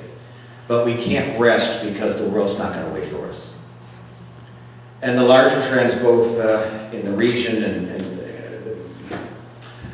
I guess what I was trying to say politely there is we're going to face more and more pressure that pits region against region. And both within the Metro Chicago area and statewide, and even regionally against states. You can hear about it in a very high-level fashion about the prosperous elite coasts and what is called, what I would affectionately call the heartland, but what the folks out on the coast might call flyover country. And those dynamics are going to continue. So I see a lot of storm clouds on the horizon, and I want to make sure that we've battened down the hatches and gotten ready for it. So a lot of the work that we have done in the last couple of years, additional capabilities we've brought on board, are all focused in recognition of this. It's not for any other reason than that. And I want to reiterate what I said a moment ago. Jim had given some really good comments on this, and I appreciate the thoughtfulness behind them. We have 2 components to the brand, the residential brand and the business brand. So, John, your work with gated communities, for example, or Jim, the new assignment I'm going to propose for you to be kind of the more active and public. We have engaged HOA liaison between the board and the HOAs, because we have a residential brand. And I think we've done a very good job on this. It's a journey probably that never ends, but I think we've made a substantial down payment. What I want to do to take it to the next level, and the email I sent to all of you this morning on this is in recognition of that, is we want to continually drive a sense of community. When you don't have a city center, this becomes more challenging, and so the events really help affect a way to create a greater sense of community, absent that kind of physical infrastructure. The barn stomp is the best example, and it's a marvelous example of creating a sense of community. The fact that LBS has opened up, the Vets in particular organization has opened up several of their events to other Lake Barrington residents from the single-family home neighborhoods has been another great example of it. It is remarkable the amount of publicly available open space, and that is a big differentiator. Some of our neighbors have a lot of green space, but it's not publicly available. And so I have talked to, when Lynn and I moved in 96, we had little kids with tricycles in the neighborhood. Now we're empty nesters, and we've got other families with little kids with tricycles in the neighborhood. It's a wonderful thing, and the parents in our neighborhood tell us that they like the fact that they can take the children on a walk through the trails and go down by the Fox River. And a lot of the work that we've done, remember, on policy issues is not simply to have the village use open space funds. That's been one component, but there have been two others. Remember, we bought that parcel of open space at 14 in Cuba Road, and we're selling it to Citizens for Conservation, parcel at a time as they're able to afford it. So part of it is affecting third parties that want to create and maintain open space in a manner that makes it affordable. When we get those payments, as we sell those lots, we will help use that further to retire lots. The other piece of that is we made policy decisions that have had a very beneficial effect.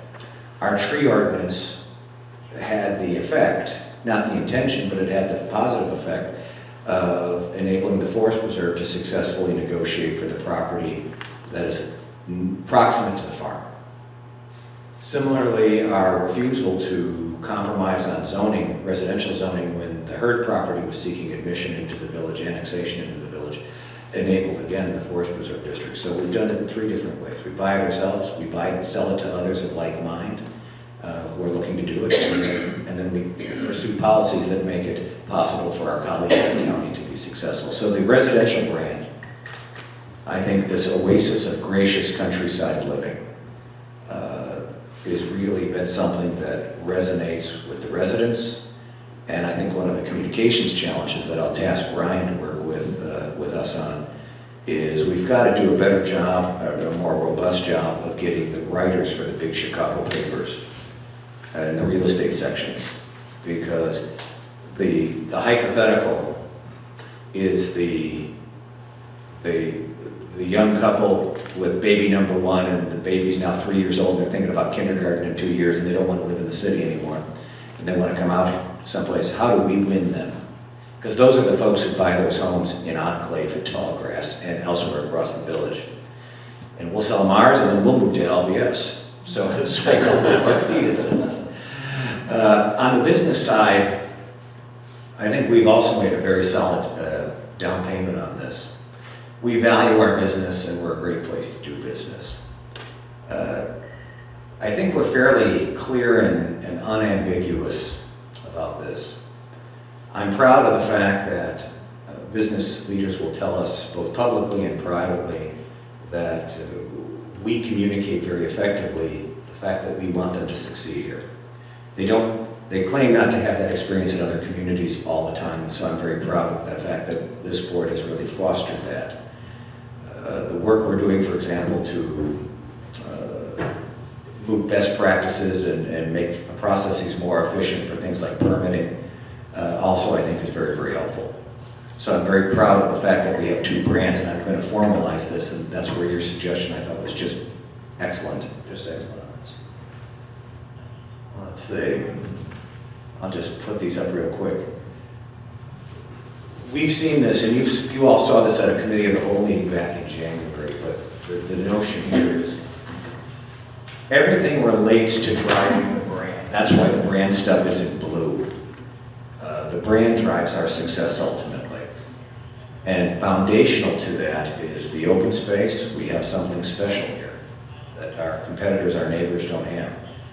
Public safety, that's why we're so grateful for the great work of the Lake County Sheriff. We protect our community and we keep it safe.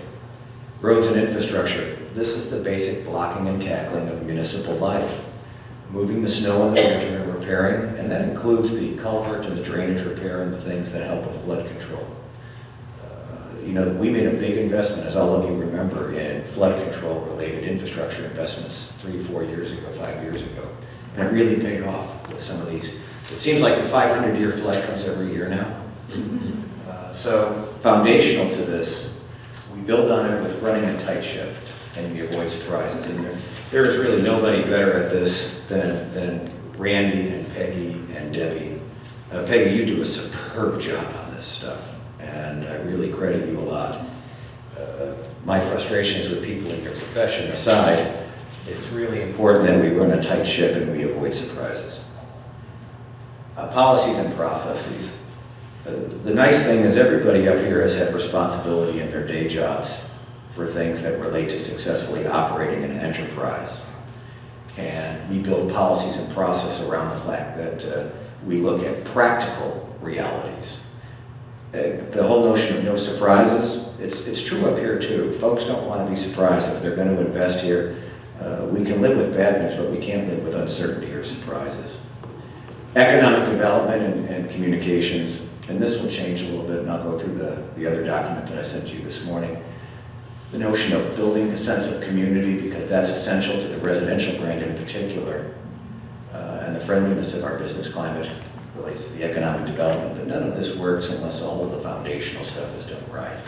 And then branding and external relations, it's communicating who we are, that's communicating the brand, but it's also looking at the world outside, hence my constant focus on LGDF and related shenanigans from those in Springfield, or even things in the county that might adversely affect our desire to grow our community the way we want.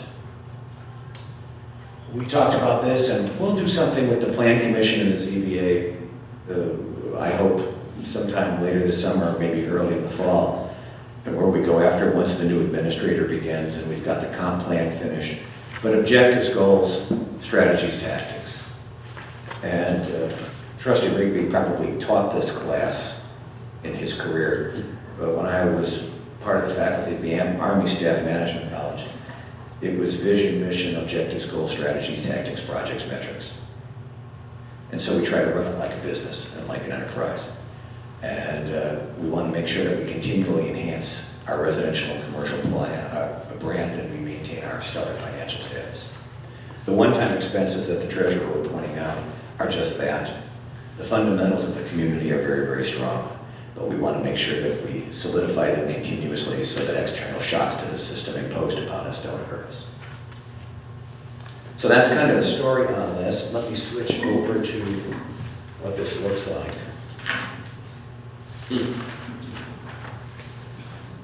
There we go. The notion of, and these are in alphabetical order. No other reason on that, I'm sorry.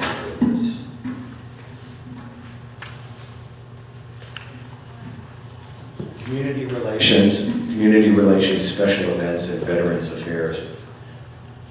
We have, this is really the residential branding initiatives that really say why this is an oasis of gracious countryside living. If you look at how LBS is developed, LBS was clearly built back in the 70s on the notion of an oasis of elegant countryside living. It communicates a countryside feeling, and the rest of the community does as well. So I was brainstorming a bit on this, and I think that a committee dedicated to a more regular set of activities that focus on building community would be very beneficial. There are some things that also represent our brand residentially. Fox River Corridor Plan is a great example. There are regional initiatives that could affect how our community looks and how it operates in terms of what regional entities do that could affect those features. So it's not only representing the village on important regional initiatives, it's enhancing our residential brand and sense of community. We've got a couple of great events right now. Of course, we've got Barn Stomp and the Farmers Market, looking at a more robust HOA president liaison and the veterans and LBS activities. I was kicking it around with some of my neighbors, just thinking this notion of maybe something on a Saturday morning with Santa here in early December would be fun for coffee and donuts, and the kids can see Santa. Don't know if there's a there. These are just food for thought, and we'll talk more about them when we all get together for our retreat. I've known several mayors who have had good luck with this, and since we already have the farmers market, some of the template is potentially analogous, but a lot of the smaller communities that I've gotten to know in other parts of the country and in Illinois will have it will be Wakanda Days. There used to be Wakanda Days up there. My cousin used to play music there. Summer music at the farm. The mosquitoes that I asked about earlier could affect that, I suppose, but the notion of summer music where the kids can run around and play, the parents can relax and enjoy a little something might be fun too. Economic development and communications. The bulk of the external communications are going to be really in support of the economic development activities. I kind of consider it as the residential piece is retail. It goes to individuals, the folks who live here, or who we might want to have live here. The economic stuff is more wholesale. It goes to a wider audience of why businesses should bring their money and their investments here. External affairs and branding, I'm actually going to switch the order, call it Committee on Branding and External Affairs, based on what Jim had suggested. And it's to lead the residential and the commercial branding efforts, and that way I can work with individual committees on individual projects. Committee on Finance, HR, and Administration. Trustee Brigby, I'm going to ask that your penance continue. Committee on Open Space and Village Facilities. This is going to be important in cooperating with this whole notion of building a greater sense, a keener sense of community, and working Chris and you together on things. Public safety and gated communities. We have 3 beautiful gated communities, and they're a critical part of our housing stock in the village. And so, John, thank you for that. And the public safety work is every bit as important. As I said, foundational to this work is keeping folks safe. And then roads and infrastructure. And Karen, this is so much in your wheelhouse, given your training and your experience, that your willingness to consider continuing in this role will be very, very important. Without being, there's really, there's a lot of debate about the effects of climate change. But, and I'm not here to get into that conversation, other than there's going to be potentially different experiences going forward, so making sure that our infrastructure is ready to take on greater challenges will certainly be a big part of it. So I'm going to try to formalize this in the next couple of weeks, and would invite people to comment further on what I sent this morning on this, but I think this takes the experience of the last 2 years and helps take us to the next level. And when the new administrator starts in the fall, we can then do a Saturday morning thing with the Plan Commission, the ZBA, and the board, and use these new committees as a way of giving voice and giving action to that. Anything, Mr. Baker, that I've caused heartburn for you on? No. Okay. Thank you. So, not an action item for tonight, but a request that everybody do a little homework and come back to me with any comments between now and our meeting next week. Oops, forgot my agenda. Let's move to the ordinances, and while we call the first one up, I'll come back to my seat. 13A, an ordinance granting a special use permit to permit an automobile servicing and repair business detailing and incidental sales of new and used vehicles by Lake Barrington Motorsports Limited at 28611 Hillside Drive. Kathleen, is that why you're still here? Well, I owe you an apology if I just now connected the dots. We could have put you on earlier, and I hope you'll accept my apology for that. So, Kathleen, why don't you and your guests come forward and chat with us? And Mr. Balling, is this yours to set up, or Mr. Baker? Yes, we can. This is a special use application that was heard by the Plan Commission at their May meeting, received a unanimous approval for a special use in the manufacturing district to allow for the sales, service, and storage of vehicles, many of them exotic vehicles and trophy vehicles. And this is going to occur at a business known as Lake Barrington Motorsports Limited, 28611 Hillside Drive, and a new structure that is being built. And probably a little overview that would be helpful as well. Bob Pegorski, Calgary Construction Services. Ken Malem, KBM Development, has owned we call it Lot 11. It's back there on the end of Hillside. He's owned it for a long, long time. Actually, we had a building permit for a rental building there. 3/4, almost, I'd say 90% through the process. And then this little old thing, 0809 hit, and we just sort of stopped that right then and there. So, and actually, Erica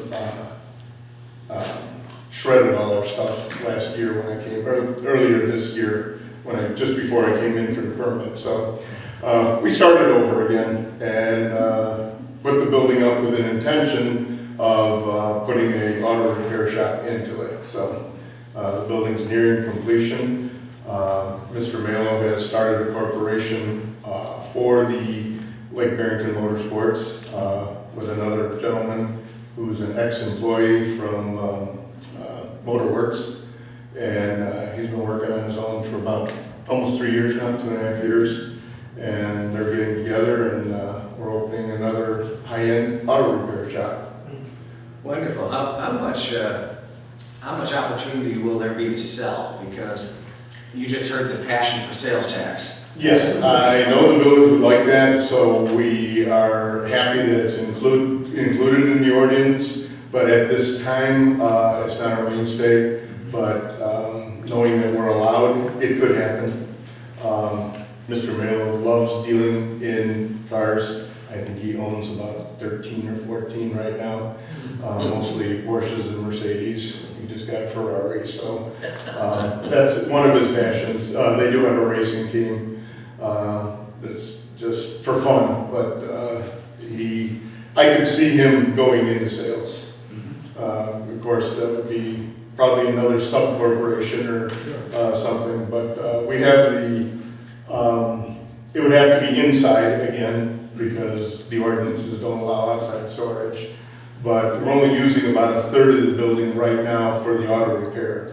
The other 2/3 we're planning on most likely using it for high-end car storage, annual storage. Kathleen is going to market it. We're going to put it on the market, and because it is zoned for, there's a lot of variable things we could do there, like manufacturing or whatever. We're just going to see what the climate brings in the meantime while we're getting the auto repair going. Well, we're grateful for Ken's continued investment and interest in the village. And, I'll be happy to yield to my colleagues for questions or comments. Trustee Thompson. Thank you. So when do you anticipate grand opening that you? Well, it was supposed to be in a couple of weeks, but the weather and the very busy business climate out there is holding us up a little bit. We made fantastic headway putting this up through the winter, but now that it's drying up, it's a little harder to get the subs back with the rejuvenated commercial building climate out there right now. So we should be open within a month. Okay, Kathleen, please make sure we have that information for the shorelands. Oh, absolutely. I'll make sure everyone knows. We would start with a soft open, probably, hopefully in about a month. A couple weeks from then, we'll do a ribbon cutting with the chamber. And then after that, there will be a grand opening of epic and Lake Barrington proportions. We thought it was black tie without the black ties. Okay. Trustee Schauer. No, always encouraging for business to be involved in Lake Barrington, and all we can do is help support and buy a Ferrari or a Porsche or something like that. Bring your cars to be serviced. Right? Even take a Buick. Probably, yeah. I don't think we turn you away. You might have to, tell us where you're coming from that you are in the village, but yes. Good enough. No, success. Trustee Dalton-Lang. Welcome, and I'm glad to see the Planning Commission gave you a unanimous recommendation. I know they probably asked some tough questions of you. So welcome, and I'm looking forward to this epic Lake Barrington Trustee, excuse me, I'm sorry, Trustee Baker. Just, I might echo my fellow trustees, welcome to the neighborhood, and let us know if we can be of help. Thank you. At some point, when you get some experience and you have a sense of this, I'm sure Trustee Burke would be happy to sit down and talk about ways to catalyze the move into sales. If I may, Absolutely. Trustee Burke and I had discussed opportunities for sales tax revenue, for generating sales that would be taxable. And although it's not a primary portion of repairs, all parts are bought that way. They're done through a CRT 61. At resale, we tax them. And you know, if you're talking a $39 Jiffy Lube oil change, that's one thing. If you're talking a $2,000 Ferrari oil change, I'm thinking the parts are a little more expensive, you know? And so that is all subject to sales tax. So every part that they use in repairs will be a sales tax part, just like if you went to Wickstrom and you get your bill and says labor, and then it has parts, and then it has tax on the parts. Yep. We don't know yet what it'll be. I'm actually meeting with the partner that will be the hands-on manager next week, and I'll see if I can get some rough numbers to kind of project, at least for our notification too, what that would be. Marvelous, thank you, thank you. If there are no further questions for our guests, then Chair would like a motion to approve ordinance number 2017-0-13. Thank you. A motion approving a special use permit allowing vehicle sales and service at 28661 Hillside Drive. I have that motion. So moved. By Trustee Schaefer, second please, by, sorry, Trustee Rigby, thank you. Clerk will please call the roll. Trustee Schaller. Yes. Trustee Rigby. Aye. Trustee Dalton-Lang. Yes. Trustee Thompson. Yes. President Richardson. Yes. We look forward to it. Thank you. Thank you. Thank you. 13B, ordinance amending the Lake Barrington Village Code, adopting the amended and restated employee policy manual. Mr. Bond, you're going to set this one up with Mr. Baker. Jim did the legwork on it. Well, this reflects your collective discussions and the latest direction we had from your discussions last month, and in terms of addressing the sick leave. And so I think we've captured all of the direction we've gotten from you. And I thank Trustee Rigby for his leadership and direction in it. And I think hopefully we're got it nailed to where everyone wants it. Marvelous. Are there questions or anything you'd like to add, Mr.? No, I think it was a great effort. Jim and his team did great. The staff provided a good comment, and we recommend its adoption. Bill and Adrian both made a lot of substantive suggestions. Are there questions for Mr. Bateman or Mr. Bond? There being none, the Chair would like a motion to consider and pass ordinance number 2017-0-14. Correct? Lisa? Correct. So moved. Ordinance, thank you. Amending Lake Barrington Village Code as presented. Moved by Trustee Rigby, second please by Trustee Thompson. Thank you both, gentlemen. Clerk, will please call the roll. Trustee Rigby. Aye. Trustee Thompson. Yes. Trustee Dalton-Lang. Yes. Trustee Schaller. Yes. President Richardson. Yes, thank you very much. Agenda item 13C is ordinance establishing compensation for the village treasurer, village accountant, and village permit administrator. Mr. Balling, I believe this is yours. Thank you, Mr. President. The municipal code of Lake Barrington requires that any adjustments to employee salaries be done so by ordinance and action of the village board. Preceding this ordinance was a salary and compensation study, a regional study that sought to align the salaries of key positions with regard to the marketplace. And concurrent with this, or slightly behind, is the administration of the 17-18 performance plans and overall assessments. But the recommendations we have within this ordinance for 3 employee adjustments for the village treasurer, the village accountant, the village permanent coordinator, follow the recommendations of my staff with regard to the regional salary surveys. So the point of information, obviously, we put one person in advance of this, and that was the village clerk, executive assistant. We did move up and restructure that position back in March and address the compensation for that position, we said at that time. So we would recommend the passage of this ordinance, and this does have a retroactive date to the start of the fiscal year. The funds have been put into the budget to cover these costs that was presented to the board in April. Questions for the administrator? I know this has been an effort that has taken a lot of time, and I appreciate the diligence and professionalism that both you and Mr. Bateman, as well as our able chairperson, Trustee Rigby, on this. These are important issues, and I'm glad we got them right. Are there questions for Mr. Bond from the trustees? Very good. Then the chair would like a motion to pass ordinance number 2017-0-15, right, Lisa? Correct. Thank you. An ordinance establishing compensation for the village treasurer, village accountant, and village permanent coordinator. So moved. By Trustee Rigby, thank you, Mr. Second. Seconded by Trustee Thompson. Thank you both. Clerk will please call the roll. Trustee Rigby. Aye. Trustee Thompson. Yes. Trustee Don Lang. Yes. Trustee Schaller. Yes. President Richardson. Yes, thank you very much. Thank you. Agenda item 14A, resolution adopting prevailing wage rates to be paid laborers, mechanics, and other workers performing construction of public works in the village of Lake Barrington, Lake County, Illinois. Mr. Bateman, you want to set this one up? I think it's yours. Yes, this is the, excuse me, the Illinois Prevailing Wage Act requires that municipalities annually adopt a resolution or ordinance establishing prevailing wages within their community.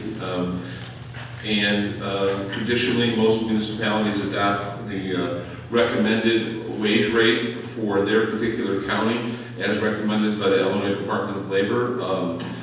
During the last several, 2 or 3 years, the Illinois Department of Labor has continued to use the 2014 wages rates, but this year they have finally published new 2017 rates. So this adopt, and by the way, the Department of Labor recommended to municipalities that they continue to adopt it. I think it was the 14 rates. They didn't do anything in 15 or 16, and they're now recommending that these new rates that they published be adopted. So we would be adopting the published Department of Labor wage rates for Lake County. Are there questions for the village attorney? Could you, how much did they inflate the rates? Just offhand. I do not know. Was it CPI inflation rate or was this Illinois inflation rate? Yeah, I don't know. I have not made a line-by-line comparison. I would say that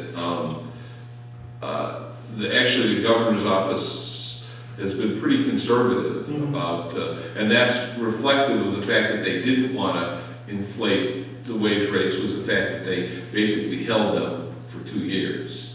But I have not made a comparison. I could not. I would say that as you'll notice, we have a kind of a capital improvement or repair at the farmhouse, and that has to be a prevailing wage act contract. And so, other than repairs, prevailing wage act is required by law for all municipalities or public bodies, even if we can't exempt ourselves from it. Thank you. Thank you. Good question. Further questions for the village attorney? There being none, Chair would like a motion to approve resolution number 2017-R-13. Thank you. The resolution regarding prevailing wage. May I have a motion? So moved. By Trustee Schaller, thank you. May I have a second, please? Second. By Trustee Thompson. It's close. Clerk will please call the roll. Trustee Schaller. Yes. Trustee Thompson. Yes. Trustee Don Lang. Yes. Trustee Rigby. Aye. President Richardson. Yes, thank you. 14B, resolution to approve and authorize an extension of an intergovernmental agreement between the Village of Lake Barrington, Illinois and Cuba Township Road District, Lake County, Illinois, relative to the cooperative road program as described therein. Is this Mr. Ballings to start off with, and then Trustee Valdine, if you've got questions or comments rather? Yeah, I think, Mr. Ballin. Yes, the staff and Trustee Dallin have been working with TJ Fredgorski, the newly elected superintendent for Cuba Township, on a new road district contract. Ours actually ran out on May 15th, and before it ran out, TJ suggested that we put a 2-month extension on this to wrap up some of the final details. So we're going to try to get this back to the village board on the July 11th meeting.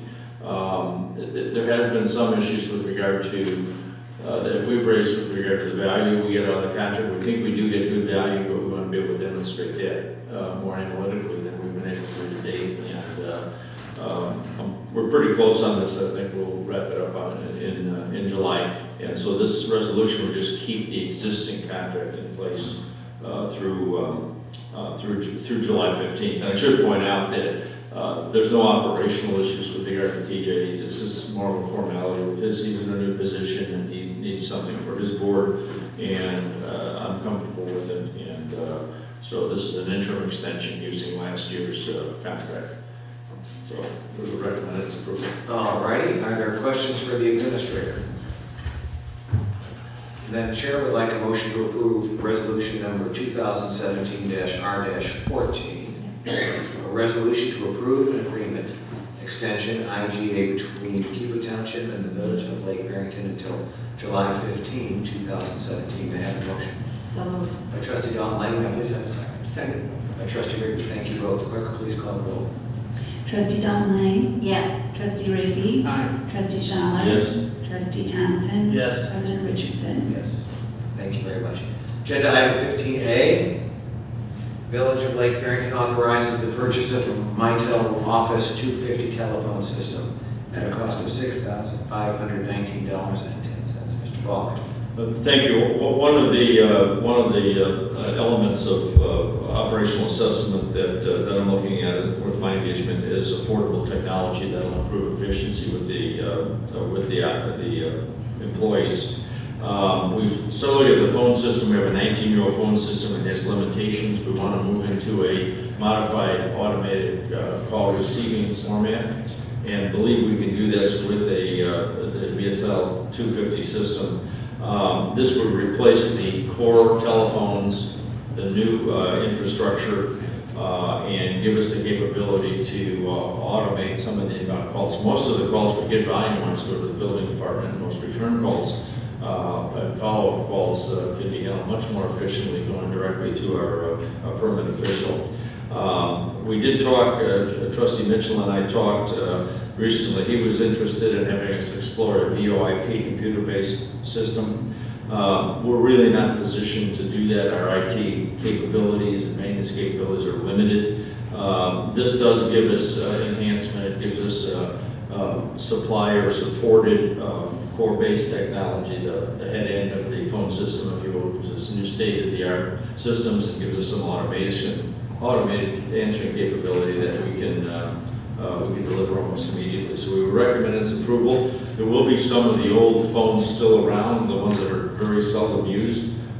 They still function, and we rarely use them, so we're going to leave them in place until they burn out, and we'll buy a single one at a time. And that saves us about $1,800 from the original proposal. So we have budgeted this in the operating budget and recommend its purchase. Questions for the administrator?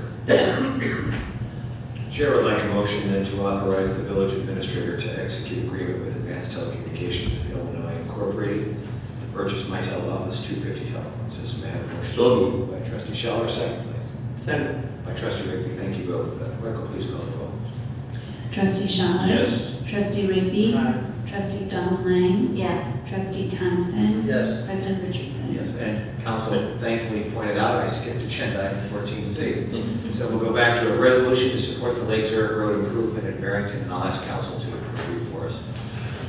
So this has to do with the the Village of Barrington's efforts to secure grant money for and establish a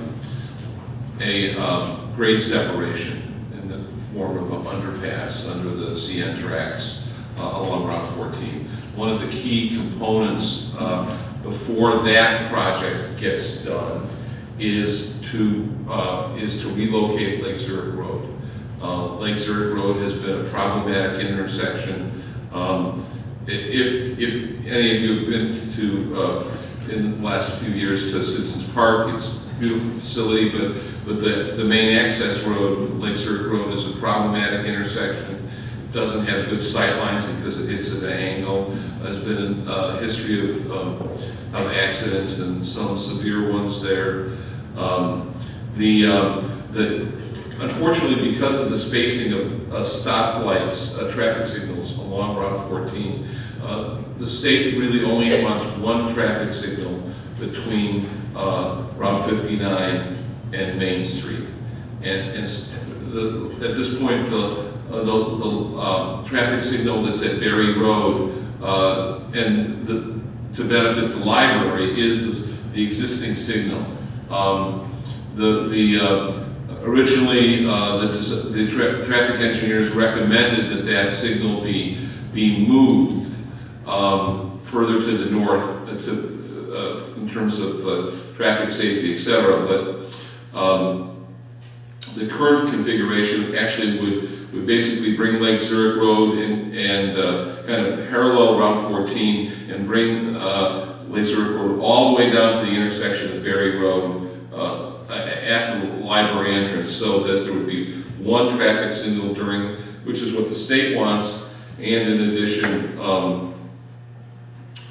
it would be a safer configuration because there'd be a light there. The light entrance to the Berry Road would line up with Berry Road on the west side of 14, and it would be a significant traffic improvement. It also represents a significant regional improvement in terms of being one of the key linchpins to accomplish the grade separation. The money is basically in place for the Lake Zurich Road configuration, not completely for the grade separation, but the state is providing state and feds are providing the lion's share for the Lake Zurich Road project, and the small amount that will be required from the village is also available. And so this resolution is intended to encourage the stakeholders, particularly the Barrington Library District, to share their traffic signal. I know that this resolution's been adopted regionally. Lake Zurich, I understand, has approved it. Non-Baycart members like Deer Park have approved it. Foxworth Grove has approved it. I've heard that Cary will be considering it. It's gotten a great deal of regional support, and I think it's that regional support is really getting the attention of library board members. So. And not only all the benefits that you mentioned, Attorney Bateman, but the proposed layout actually helps if you're a patron of the library. Because right now when you pull in, everybody that wants to get to the library has to walk in front of a car. Right. The traffic there, and this kind of removes that, and it makes it a much more efficient parking lot. It's safer for the library patrons. They're going to actually, the project would actually rebuild the library's parking lot. Which is needed. With no expense to the library, and they would gain a new detention area that would facilitate not only their present improvements, but future improvements. So the road as proposed now would be moved so that it doesn't go in front of the library entrance? It would, the road would basically, instead of coming out to 14. Page 109, Karen, in the deck. Oh, okay. It would instead head in a kind of a southwesterly direction towards Berry Road, and then basically tee up to the intersection at Berry Road. And that isn't particularly important because to do the underpass, if they don't move Berry Road, the intersection of Berry Road and Lakes, or the intersection of Lake Zurich Road and Route 14 would basically be in a tunnel underground. And it's not, it's a very... So you come out of the tunnel and you hit Berry Road. Yeah, it would be a very problematic configuration, and it would also cut down access to the library for like 9 months. So there's a multitude of benefits for the proposal, and I think that the other local governments who adopted this resolution have seen that, and hopefully the many voices are heard. They will recognize the benefits. But I'm getting the impression that the library board is against it. I think they have been reluctant to provide the necessary land that's necessary for the improvement, and I think there's been progress in recent weeks, and the regional support has helped that. It's just, I don't know, it just seems interesting that regional support is trying to tell the library board what to do, and I don't know. Well, I think it's a regional area, and as a taxpayer to the Barrington Area Library, I mean, this is good for them. I mean, it's saving us money in taxes in the long run, because they're getting a whole new parking lot, they're getting more parking, they're getting safer access, so it's good use of public dollars, in my opinion. But they don't understand that.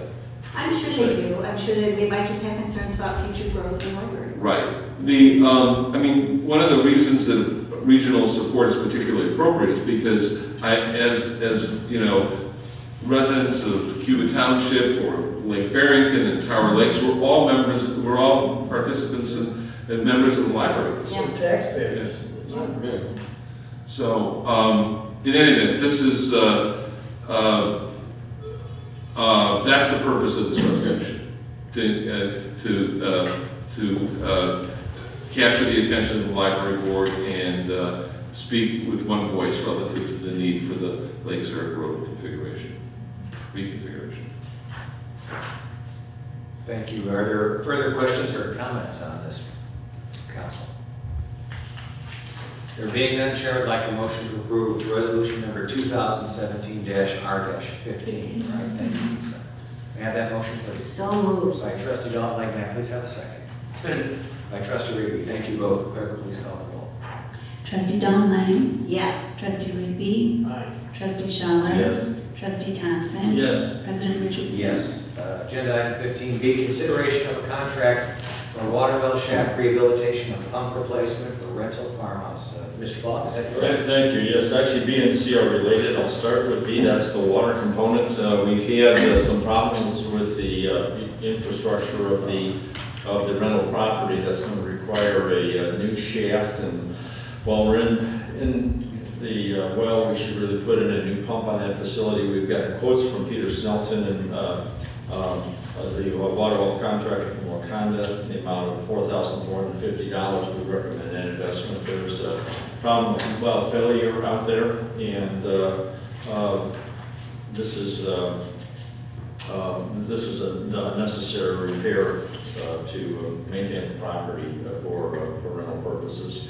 I would want to point out that the village accountant, Deb Vernon, did a nice job coordinating this, and hats off to Kevin Zinfeld. He's the utilities supervisor for Fox River Grove. We called him in before we got contractors in to have him kind of do some surveillance for us as a specialist, and put us on the right track for this and for the next issue, which was the septic collapse that we had as well. So he did a nice job at the Charters Board.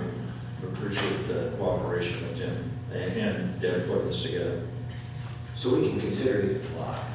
Yes, I would, yeah. And the second one, we had a little more challenge finding somebody that would work on prevailing wage in the septic field arena, if you will. We did find a local firm in Lake Barrington, J.W. Trench, that has committed to pay the prevailing wage. They, however, have a not-to-exceed figure of $6,000, and this is the tank itself. The septic tank has collapsed and needs to be excavated and replaced. And then the main drain in the house, which is a cast iron pipe, needs to be replaced with a PVC pipe inside the building. because that has corroded to the extent that it backs up, and it's just, it's one of the pleasures of being a landlord. How far is the septic? They both come at one time, too, that's, How far is the septic tank from the well? you know, the adjacency, probably they're not as far as they should be, but again, we didn't want to get into a new well drilling, and we believe that the repair will be adequate. The separation required by law is 75 feet. Yeah. I mean, it may well be that. Tim would have pointed that out, I think, in his assessment, if he would have seen something. That would obviously, if we had drilled the well, that would do it. We haven't detected any water quality problems with the well itself. Would that help us to do any running water and fire department? Well, no, it's just the domestic line for the it's a domestic line for the house. I don't think it has the capacity if we wanted to put water service. We do have an irrigation well. It's not potable, but we do use that for the garden plots. You think like a fountain or something like that? Oh, yeah, Probably not inexpensively. You might be able to pull a water fountain line off of there, but you'd have quite a run to do it because it's, you'd want to get it down in the open space here. You'd have to go around the barn and everything. Well, how far is it from the barn? How far is the house from the barn? Yeah. No, the line, because I think what John's getting to is future use, you know, of running water for activities at the farm. Right, yeah. We can review that before we fire this contract out, but I know this is a domestic well, and I know that the pump size is planned to be a replacement, not a volume. It's only 3/4 horsepower. We don't have what we're proposing to do yet at Friar Farm, so at that time, we could always revisit it, but it's. Yeah, you may well need it as a different well system and a more productive well than what this is. All right. So, I just thought for updating it might be the time to do it, but, yeah. Further questions for the administrator on these two items? If not, then Chair would like a motion to consider in block agenda items 15B, consideration of a contract for water well shaft rehabilitation and pump replacement for rental farmhouse, and C, consideration of a contract for septic tank installation and new inlet pipe from rental farmhouse to tank. May I have the motion, please? Second by Trustee Rigby, thank you. Seconded by Trustee Thompson. Gentlemen, thank you. Clerk, please call the roll. Trustee Rigby? Aye. Trustee Thompson? Yes. Trustee Dalton Lane? Yes. Trustee Schauber? Yes. President Richardson? Yes. Agenda item 16, second opportunity in the agenda for the public to address the board. No one seeks Robert, welcome. recognition. We have no need for a closed session, so Chair would like a motion to adjourn. So moved. Second. Second. Okay, thank you all. All those in favor say aye.